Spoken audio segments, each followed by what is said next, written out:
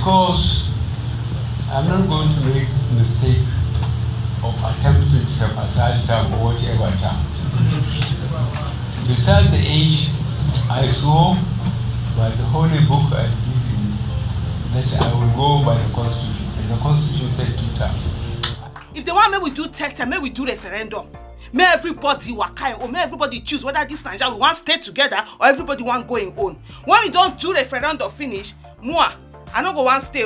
I don't mind. I go dey look for visa, go visit them for Daura, check out how the next level be. If you like, may they allow me stay there for 100 years. That one go be their personal business. But for this Nigeria where we dey, Muhammadu Buhari no go dare am. Say he want do 10. Say waiting. We die for that nation. We sit down for road, we die there.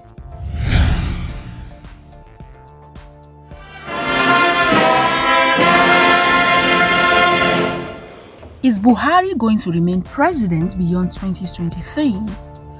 Does Nigeria still run a democratic system of government?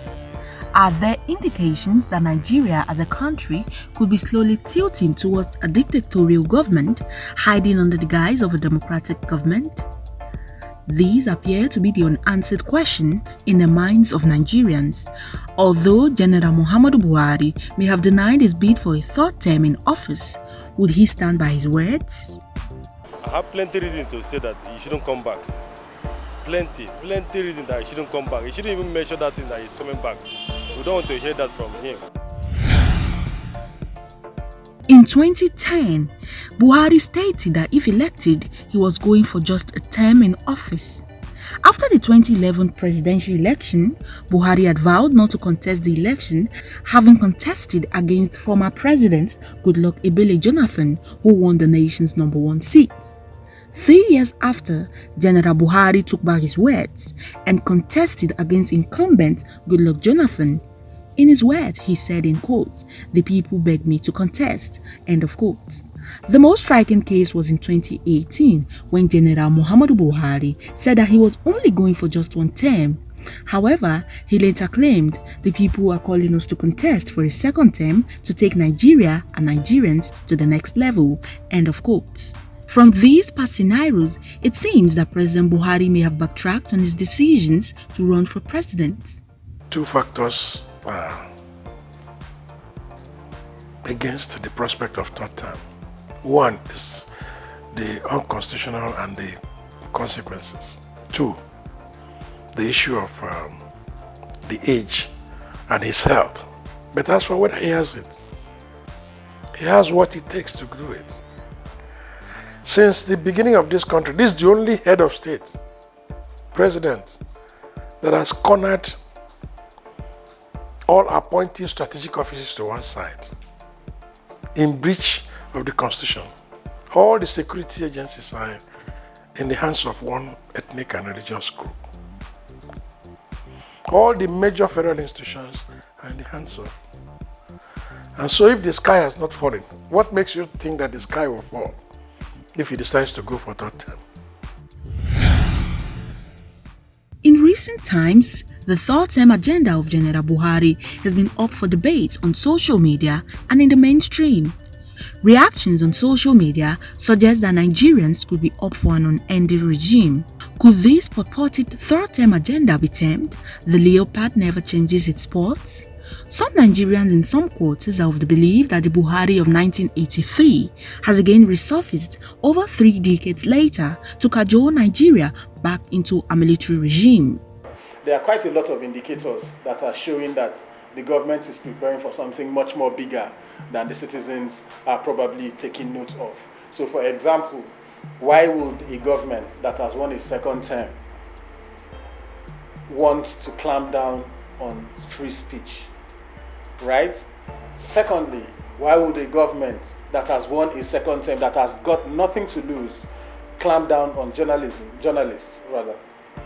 Why is a government that has got nothing to lose clamp down on civil society with the regulation and all that? Why would a government that doesn't have anything to lose want to have hate speech bill that will, shrink civic space the more? So these are all the indicators that are showing and are pointing to the fact that there is something much more sinister and ulterior that the government is planning that we don't know.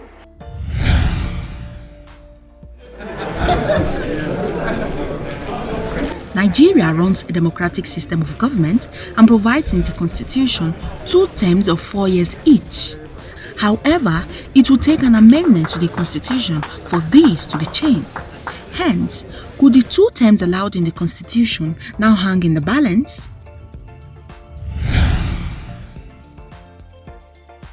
On November 2019, human rights lawyer and senior advocate of Nigeria, Femi Falana, alleged that Buhari was planning to stay beyond 2023, a reason for the war against the media. Falana is quoted to have said, in quote, "Our country has gone to the dogs and the media must help. That is why the war is against the media, because for the 2023 race, there must be silence. You may have a 3rd-term campaign very soon. Very soon, they are going to destroy all possible opponents and they have started. So by the time they bring in the 3rd-term agenda, the media would have been gone. But we are not going to allow it." End of quote. A year to the expiration of former President Olusegun Obasanjo's tenure, Obasanjo tried to impute a 3rd term in the constitution, but that did not see the light of the day. Allegedly, Obasanjo began to pay lawmakers hundreds of millions of naira per annum as constituency allowance to curry their favor for his 3rd-term ambition. But the strong resistance of the National Assembly between 2006 and 2007 caused the bill to fail. Also, the former president was said to have sought to change the constitution for a 3rd term. The principle of separation of powers stipulates the division of responsibility into different arms of government, restricting any arm such as the executive from stepping into the role of the legislature. The APC-appointed leader of the 9th National Assembly, Senator Ahmed Lawan, appears to have been dancing to the tune of the presidency as opposed to the Saraki-led Senate, who challenged the policies and programs of the executive. Not forgetting that Lawan sought to become the Senate president in 2015 but was outsmarted by Saraki. Could Lawan's action and inaction be termed as feeding the fingers that fed him? There are allegations that the Senate President and the Speaker of the House of Representatives bow to the orders of the presidency. As seen in the proceedings and debates in the National Assembly, the number 3 citizen and the number 4 citizen respectively have not been seen contradicting the actions and inactions of the executive. The question now is there really separation of powers? Should the National Assembly agitate and fight to get things done? After being nominated as the Chief Justice of Nigeria and confirmed by the Senate on the 1st of March 2017, he was sworn in on the 7th of March 2017 by Vice President Yemi Osinbajo as the 17th CJN. The removal of former Chief Justice of Nigeria Walter Onnoghen in January 2019 for alleged corruption sent shivers down the spine of Nigerians that there could be more than what has been bargained when the judicial oath of acting CJN was administered to Tanko Muhammad, who was said to be the most senior Supreme Court Justice. What impact has been made by Tanko Muhammad since his appointment by General Muhammadu Buhari?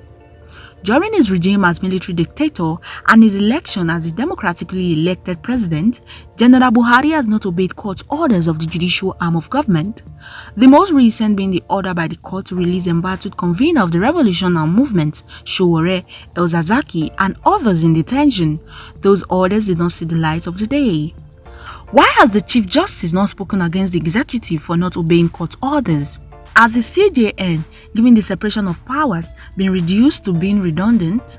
About a week after the DSS invasion of the Federal High Court sitting in Abuja, the CJN has not been seen condemning the action of the men of the Department of State Services, glaringly ordered by the presidency, although denied.